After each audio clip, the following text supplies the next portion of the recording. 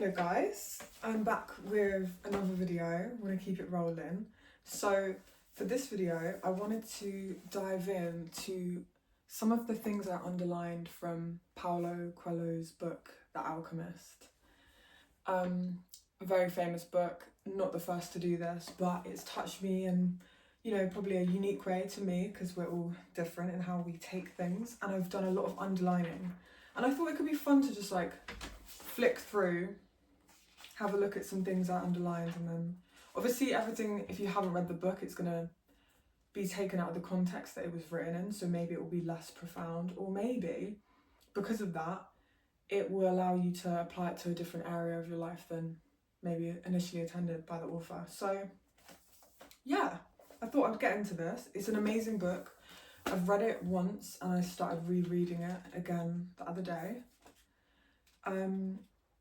It's just a very special book. It's one of those where it's so uplifting, it makes you cry, it inspires you, and for me it planted, I remember when I first read it, it planted almost this seed of I really need to follow what I want to do in life, and I really want to live this life to the fullest. And it also reminded me of the truth that I always knew, that the reality of the point of life is to love people. Do you know what I mean? That is the point of life. It's to love and to love people and be loved, So yeah, let's have a little flick through. Maybe I should read.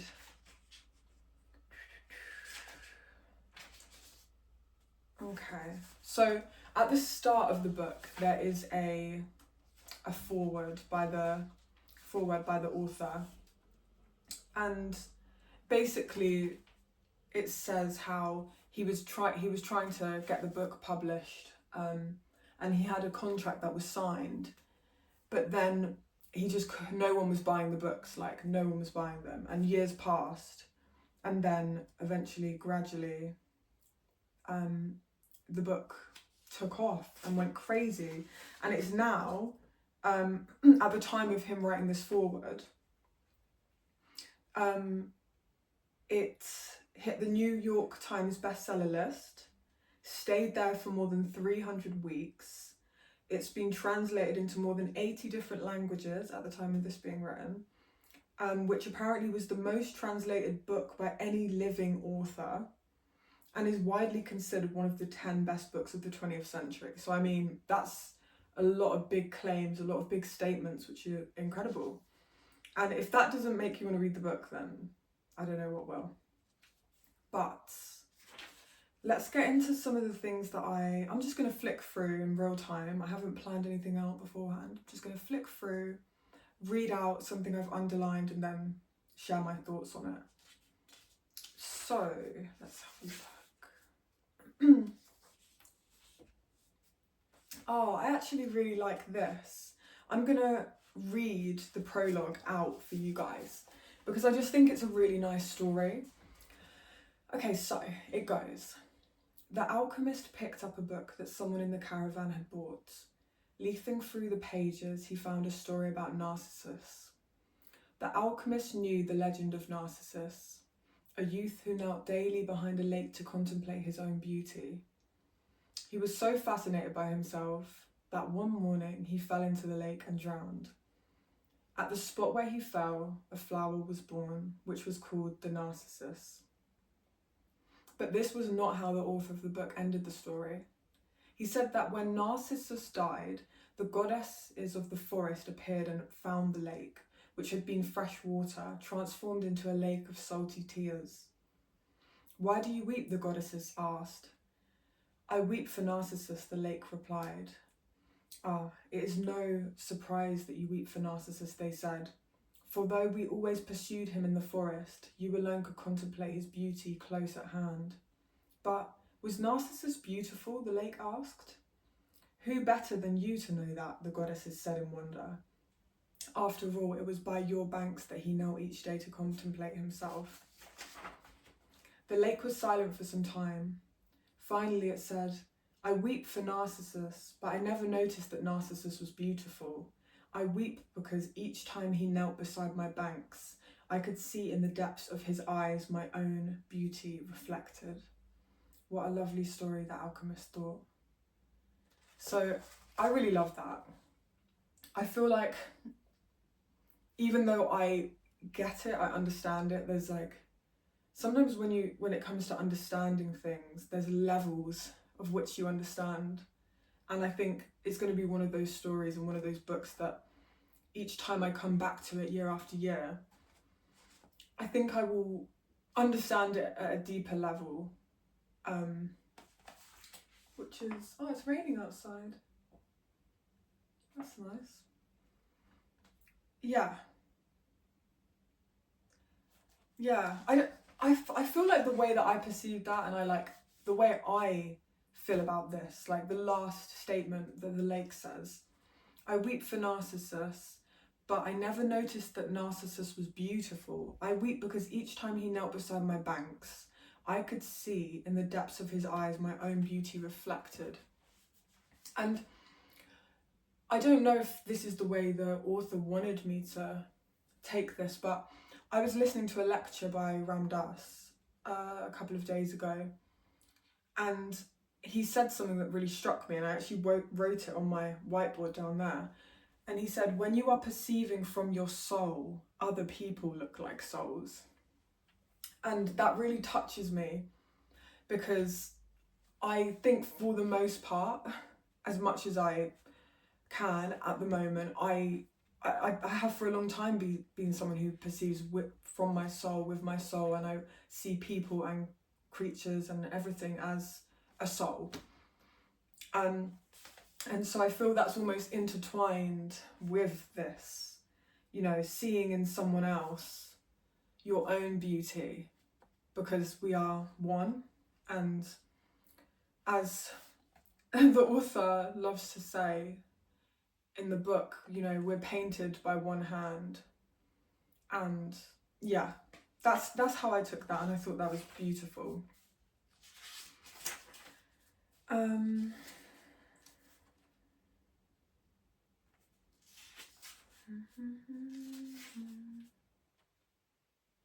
There's a quote here that says, it's the possibility of having a dream come true that makes life interesting.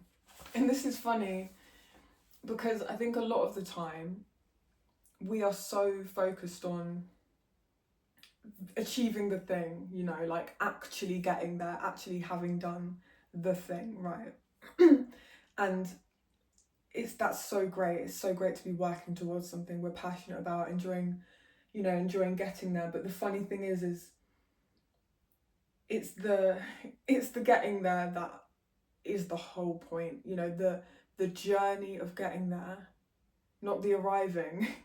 The journey of getting there is the whole point. And I think I think I really struggle to really embody that all the time. It's something I definitely understand, but understanding and embodying are definitely two different things. And yeah, I guess it would be beautiful to get to a place where I can truly embody the fact that the journey is the amazing part. That's what makes life interesting. And I really, really loved that. That really like stuck with me. Another thing I've underlined is an old lady said, you came so that you could learn about your dreams, and dreams are the language of God. I don't know why that makes me really emotional. I think it's because I have a lot of dreams, as we all do, right? I have a lot of dreams. I have a lot of things that I'm so passionate about, a lot of things that I work towards and just adore. And I feel like dreams are the language of God, because our dreams are our purpose, a part of our purpose. Our dreams are our mission here on earth. And I feel like God speaks to us through our dreams. you know, plants them in our heads whether we're waking or sleeping. And I think a lot of us feel selfish for having dreams and feel like having a dream is a frivolous thing, and like having a dream is childish and silly. And if we took it a bit more seriously, like our dreams were planted in us by God as our divine purpose here, as something that God wants for us, even more than we want for ourselves. God wants for the world, even more than we want for the world. Us to achieve our dreams, us to follow our dreams. And I think, going back to one of the other things I've read out, the following of dreams is the greatest way that we can give our thanks for this life that we have.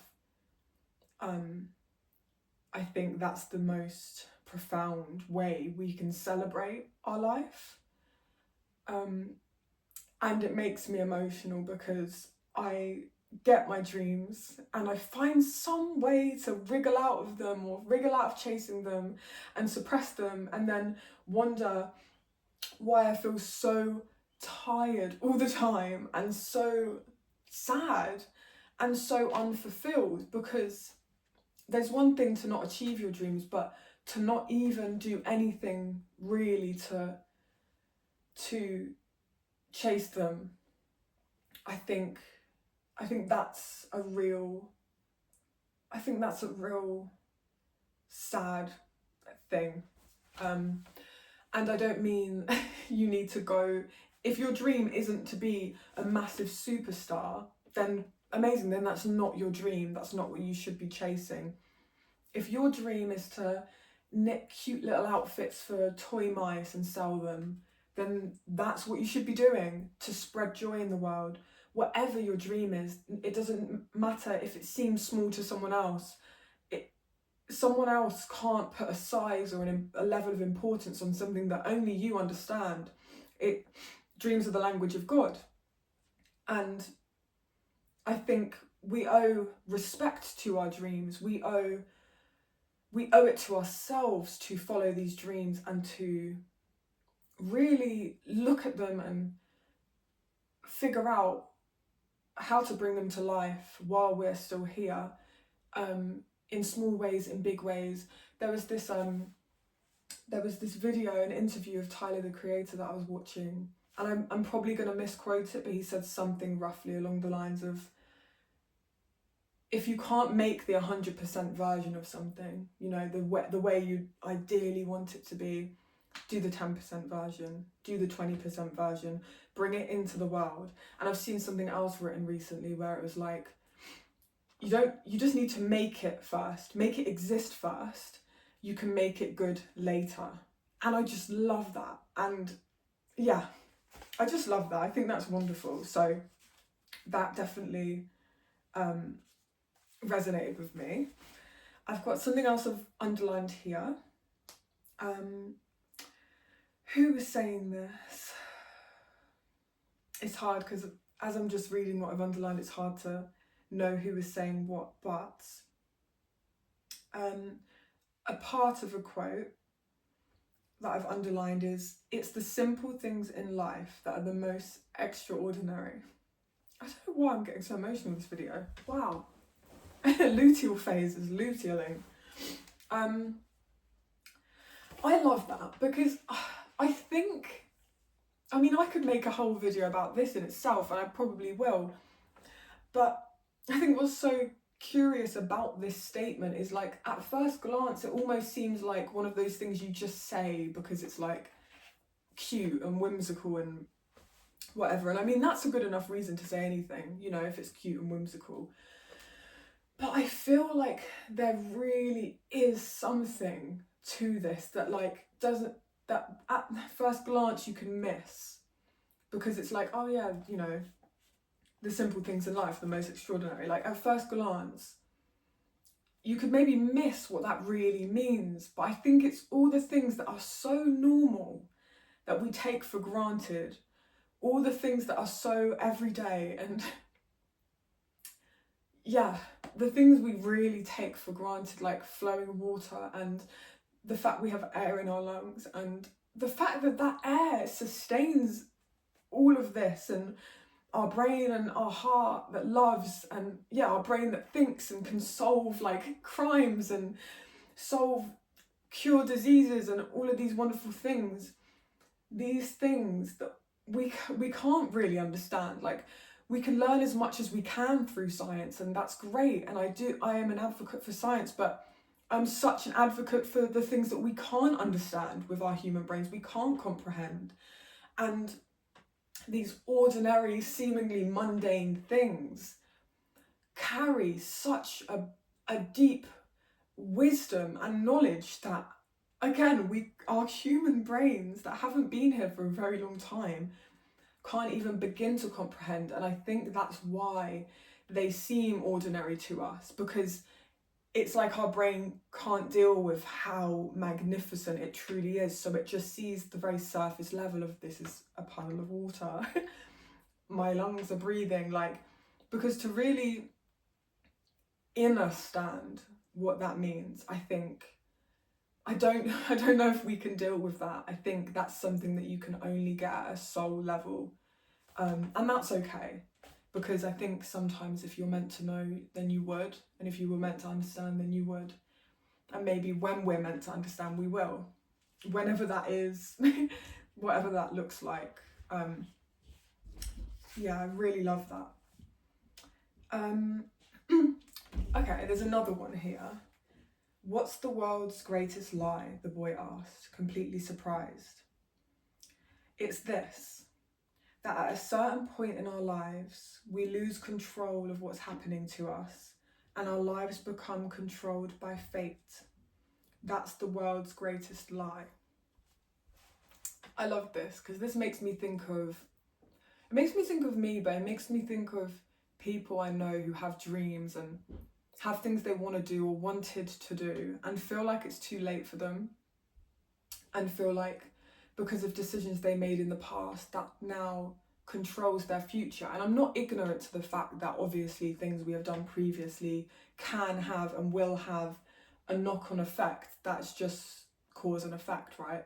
I'm not ignorant to that, but I'm also not going to buy into the idea that everything is as it is and controlled. It's pre-written and we're just living out like puppets. I think at any moment you can make the decision to completely change your life, and your life can completely change in any moment. It is interesting though, because I am reading the How to Become Supernatural by Dr. Joe Dispenza, and I'm reading it very slowly because it's a lot of science in there, and that's the stuff that I like really want to understand. But there is a statistic, and I don't have the exact numbers again, as I'm just free flowing this whole video, but something along the lines of the thoughts we have, we have the same thoughts as we had yesterday, the day before, the day before that, the day before that. Such a big percentage, like the majority of our thoughts that we think, we've had yesterday, the day before that, the day before that, the day before that, the day before that. So that's why I think sometimes it does feel like life is controlled by fate, because you have to really actively try and put the work in order to reprogram your mind to break out of these cycles of thinking, because what we think we feel, and what we feel we believe, and what we believe comes into reality. And I think sometimes the reason we don't see so much change in our lives is because we're thinking the same thoughts. But I don't buy into the fact that things are fated, and I do not buy into the fact that we have no control. We have all the control. The control always has been in our hands and always will be. A lot of people are currently trying to learn to manifest, and I was one of these people who was trying to learn to manifest, because that's just what people say, how to manifest, but not many people realise that every single second of every single day we are manifesting. We are all master manifestors, but the difference is a lot of us spend our lives manifesting things we don't want, because that's where we're placing our energy, our attention, our focus. And so we spend all the time in our days thinking about what we don't want to happen, thinking from fear, thinking from stagnancy. And obviously then we bring it into our reality, and then we say, of course, this is happening again. This is always how it happens to me. So I think it's a beautiful reminder that you're already like a master manifester. I guess a lot of us just tend to manifest things we don't want through a lack of control over our brains and that percentage of thoughts that's automated day to day and month to month, year to year, decade to decade. And that's why it can feel like everything's fated. Okay, so, I love this. So I underlined something here that said, something bright reflected from his chest with such intensity that the boy was momentarily blinded. I think I underlined this because this is how I feel a lot. I can often feel like my heart is so full of love that it genuinely feels like a blinding sunshine is in my chest, and it's like it's bright and it's beaming and it's shining out everywhere. And I've often envisioned like sending out so much love over and protection over everyone, the animals, the whole world. And this just really resonated with me because that's how it feels. It's how I feel right now talking about this. It just feels like there's a sunshine that lives here that's just shining out everywhere. And it's funny because obviously it's nice and it's warm, but the sun also, if you get too close, it does burn because the heat is so intense. And sometimes, even though it's a warm feeling in my chest, sometimes it does hurt. It kind of aches because of how intense that feeling is. So yeah, that's why I underlined that. Okay. So I underlined this, which said, the thing is, I've underlined a lot and I don't want this to be a really long video. So I'm going to read this and then I'm going to have a flick through for just a few more really important ones, because maybe I do a part 2, because yeah, this is already a 22-minute long video and I'm only on page 21. Okay, so I'm going to read this one and then I'm going to wrap it up, and then I'll do part 2, maybe part 3, because I'm enjoying this. This is fun. Okay, so I've underlined here. Do I want to... Okay, yeah. There is one great truth on this planet. Whoever you are, or whatever it is that you do, when you really want something, it's because that desire originated in the soul of the universe, and it's your mission on Earth. And there's a couple more bits that I've underlined. The soul of the world is nourished by people's happiness, which is obviously an incredibly profound thing. It's funny to think about that, being happy yourself, like obviously helping other people and doing what we can to keep the world full of love as much as we can. But it's just funny to think about that the best thing you could do to give back and give thanks for your life is to be happy and be joyful. Why am I crying? I think it's because sometimes we forget and we think that we're supposed to be on this like treadmill of productivity, and this is feeling good, like filming this video like is feeling good to be productive, but I just think that's such a beautiful thought, that the soul of the world is nourished by people's happiness. And then I underlined, to realise one's destiny is a person's only real obligation. All things are one. And when you want something, all the universe conspires in helping you to achieve it. And I'm going to leave it there. I just want you to ponder on that, and I'm going to do the same. I want you to know that the things you want, no matter how absurd or far away or out of reach they may seem, I promise you there is a way to bring these dreams and things into your reality. And as I said that, what popped into my mind is maybe what you really want more than anything is to see a loved one who's passed. Like, that's one of my things that, and I can't really speak on that. But all I will say is I feel like my Nana who's passed is here all the time. I speak to her, I feel her around me. So, you know, I'll leave that one with you and let you decide how you feel about that. But whatever you want, I think if you spend time in meditation, relaxing, really go there, close your eyes, feel it, and feel a powerful, immense joy when you think about already having the things that it is you want.